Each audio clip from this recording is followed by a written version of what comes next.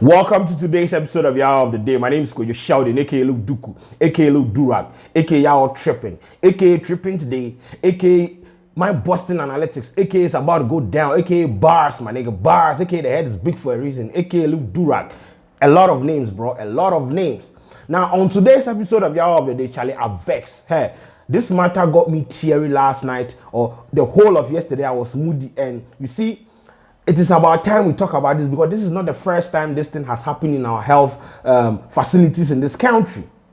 As the last 2 weeks, I was listening to Joy, and the man was narrating how he lost his wife to this same healthcare system that we have in this country, and it is becoming rampant. It is becoming something that we have normalized. The fact that our healthcare system is bogus and people have gotten used to it, and people are dying, people are losing their beloved and all those things, and it is about time we talk about it. What is wrong with the healthcare professionals we have in this country? What is wrong with them? Bro, medical doctor nenya by force o. Obi am force say medical school. Obi am force say nursing school. Untimi nya by force. This work is about being passionate. It's about compassion. And do it to me, you are in for the money, need Jimmy now. Don't do it. Don't. This is not the first time. And you see, that rich hospital there, I don't know whether it is what, a death sentencing facility or what. Because yesterday I posted a screenshot of someone's ordeal, like what someone went through when she went to that hospital. And I mean, she said that when she went there, someone was in need of like them for attend to somebody, and the nurses, they were sitting down playing sudoku and all those things. What I say, playing games where somebody they die and somebody they play games. So the person tweeted, I screenshot it and posted it on my Facebook. See the comment here, what people said about that rich hospital. I think we should close it down, because at this point it is not a hospital, it is a death dungeon. What is wrong with our healthcare system? A University of Ghana lecturer lost his wife as a result of medical negligence, wrongful description of drugs. And the man narrated the incident, how the whole thing happened, posted it on his Facebook, and it went viral. Is this what we have, this be the level of tripping we have gotten to?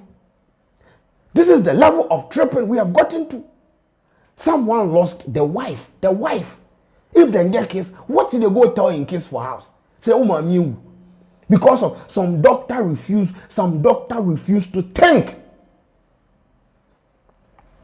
This job no be try and error.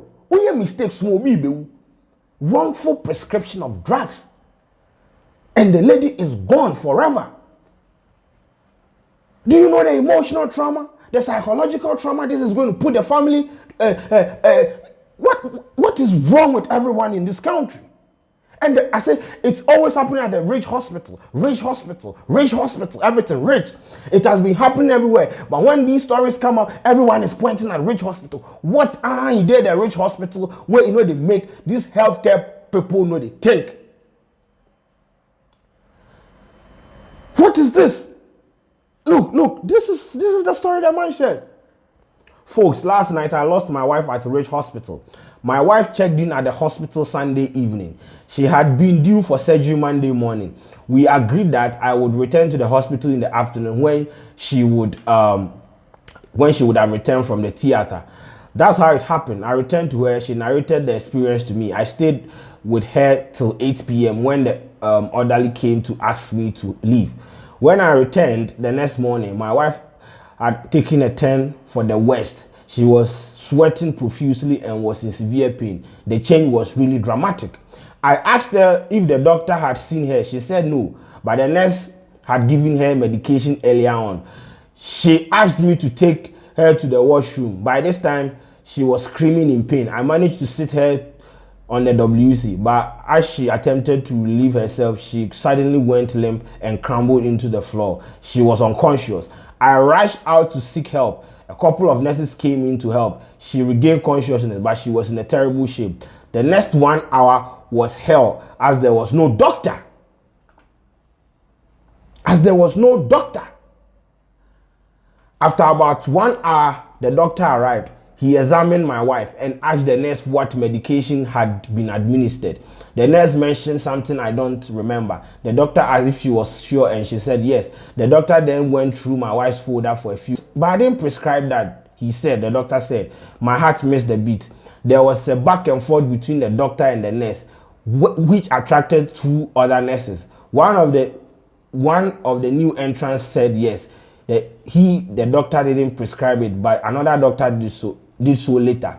The doctor said he was going to call him right now. He walked out of the room, followed by the nurses. I followed them into the lobby. He picked the phone and called someone. From the conversation, it was clear that other doctor had promptly admitted to prescribing the drug. Folks, I swear by my father's grave that my wife's doctor said something like this. I can't believe you have done this again. This is the second time. This woman's case is similar to the other one, but you have done it again. So it means they have been doing this thing, they have been doing this thing, they have been doing this thing. It has been going on. Wrongful description. Medical doctor. 6 years in the medical school, and this is the rubbish we are getting. This is the rubbish we are getting. Yes, come for me. I just do videos on social media. But at least I would have sense not to go and prescribe this wrong medication to someone's wife and kill her. Let's continue. Folks, at this point, I started feeling very cold. What happened next is the reason I'm writing this. But for it, I would never share this on social media. As our doctor was scolding the other doctor, the nurses were laughing heartily. As someone know something happened where the other doctor, they bashed the other doctor for the wrongful medical prescription. Nurses almost just say it is funny. Nursing school 3-4 years now, this is what they taught you, and I'm not surprised because the current crop of nurses that we have in the system, they are only interested in the allowances that they will be paid in the school. I have stayed in home before, whole nursing training around that area. I mean, I had conversations with some of them. They don't care about the profession. When a Nightingale woman, this is what my Nightingale struggled for, suffered for. This is the current crop of nurses we have. The current crop of nurses we have in this country, it is so appalling, their attitude towards work. They were laughing. Someone's wife. God, we got to be serious. Even the doctor was scolding his colleague somehow jokingly. The doctor too wasn't serious. He was scolding his colleague jokingly, just a joke, concert party. Yes, my wife lay dying and the nurses were laughing that the doctor had apparently prescribed the wrong medication for her. I was not angry and I was not mad. I just felt cold, very cold.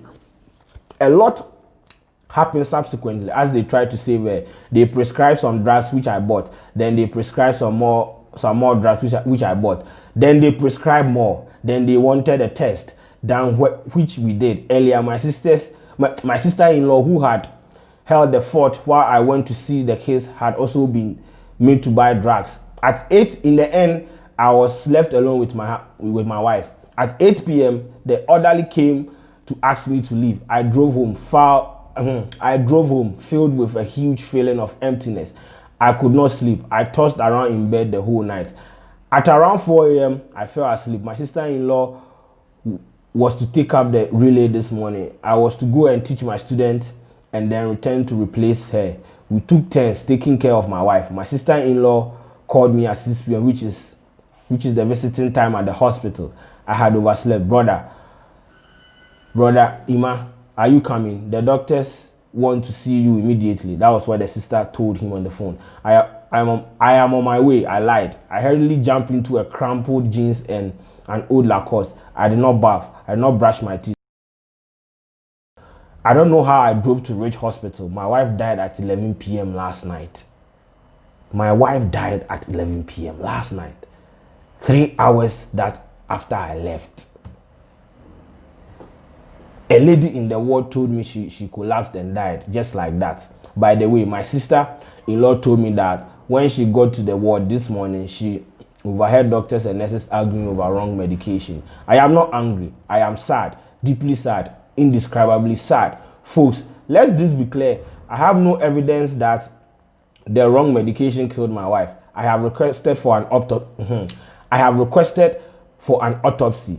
I also appreciate the efforts made by some of the nurses to save the life of my wife. One particular nurse was very kind to me and prayed God's blessings on me. What I cannot accept and why I am writing this is that health workers find it funny that the wrong medication had apparently been administered to my wife. They were laughing. It was a joke. My wife's life was a joke. My wife heard the whole story unfold. How did she feel lying there listening? I kept thinking, is my wife's life worth so little? Is that all she's worth? Can they see she is my wife? Can they see me standing there listening to them? Now I've been thinking, I am a senior public servant, the head of a public tertiary institution. If this happened to me, then I shudder to think of what can happen to an ordinary person in our country. Folks, I am not courting sympathy. I have thought carefully before posting this. Here is the thing. Nobody absolutely deserves to experience this. Reading the story last night, I said, Charlie, I was so down. Look, he just lost his wife. And people were laughing. Healthcare professionals are getting cough. You see, Mrs. Sarah Ridge Hospital, and we need to close it. Because at this point, we don't know what they are capable of doing. Untimi nye nurse, nye by force. Untimi nye nurse, nye by force. Untimi nye doctor, nye by force. If you think they are not paying you enough for you to commit to the job, quit. Go and find something. Say kaya ye na abeya akoye. Ubeton banku so akoton. Make you not go put people's life. Don't go and endanger people's life because it is becoming unbecoming. It is becoming unbecoming. So rest in peace to the lady. My condolences to the lecturer, the man who lost the wife. Apparently, he is a lecturer at the University of Ghana. Imagine the thing the stress, the trauma he's going through right now, the case and all those things. We are praying for them. Hopefully, some justice will come out from this thing inside. They don't go sweep them under the carpet. So yes, my condolences to the family. And you see, this is what our healthcare system has been. Man, everybody tripping in this country. Anyway, and the last topic on this episode of Yawa of the Day is Hush Puppy. You people, your Zazie, your favorite fraud boy. He was arrested in Dubai. The guy that you guys look up to know. Hey, Zazie, this guy will post a picture and caption it with like the deepest thing in the world. Hey, the Lord is my shepherd. I shall not want. Never envy someone's success. Never, always Bible quotations and things. This guy defrauded almost 2 million people across the world. This is the guy people look up to. And one of the dumbest comments I've read about this whole incident was when someone came out to say he didn't take anything from the people he defrauded. He just took what the Europeans took away from us. This is someone's justification to someone defrauding close to 2 million people. Dumbest people everywhere. Dumb asses everywhere.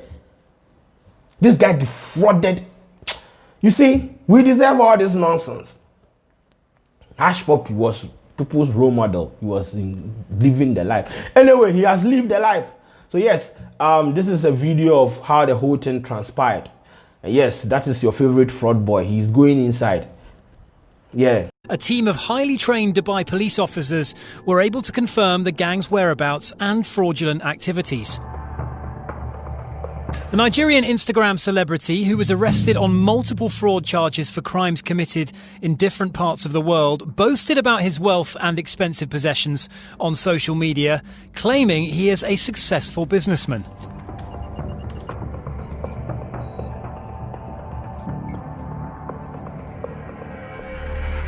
Little did Abbas know, Dubai e-police teams were tracking his every move and taking note of all his social media activities. Hush Puppy and his team of scammers were known for creating fake pages for existing websites in order to redirect victims' payments to their own accounts.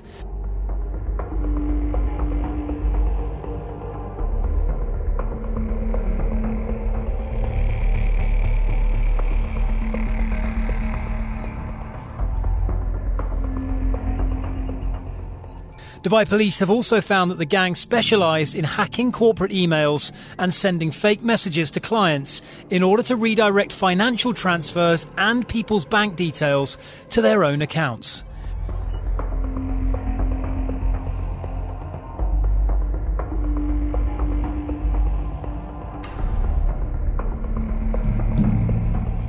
Before their arrest, Abbas and his crew members were responsible for scams amounting to 1.6 billion dirhams. In the operation, police officers were also able to seize items worth more than 150 million dirhams after they claimed 21 computers, 47 smartphones, 15 storage memory devices, and 5 hard disks containing data. 1,926,400 victims. Yeah. So this has been Yawa of the Day. My name is Sheldon. Subscribe to my YouTube channel.